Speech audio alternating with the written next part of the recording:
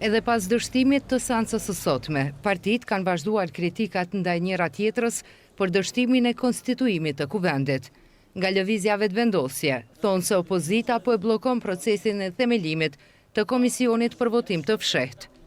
Kosova nuk ka krizë, ka absurditet të bllokimit të kuvendit të Republikës Kosovës. Veç t'ja kujtoj, qytetarët e dinë që kuvendi ka pas blokada në të kaluarën, po ka pas një kaos mbrapa. Ne kemi bloku duke po me ndollë gjykatën speciale, duke këshur me ndollë zajednicën. Këta kanë bloku për Albulenën.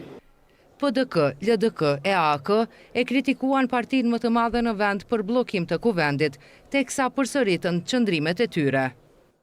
Vendi është në krizë, ekonomia është në krizë, është momenti të mendojmë për qytetarin më shumë se për vetën.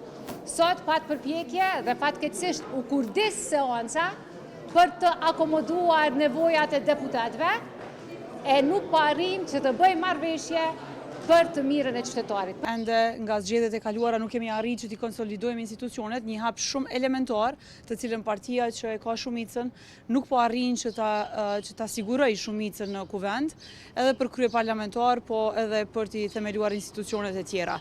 Kjo tregon që partia më e madhe nuk po ka dëshirë që ta dorëzoj as fuqinë ekzekutive, ndërkohë që është duke i ushtruar njëkohësisht të dy funksionet.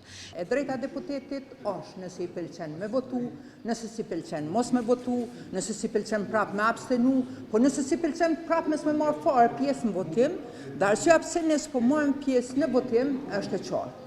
Ka shkelje të kushtetutës, kalimi i votimit. Si subjekt politik ka një agjendë vetën për të shëruar,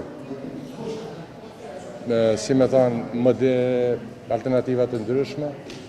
Ajo që është e qartë është që duhet keni marrëveshje politike e cilat do të jetë Kosovës institucionet, edhe në parlament edhe në qeveri.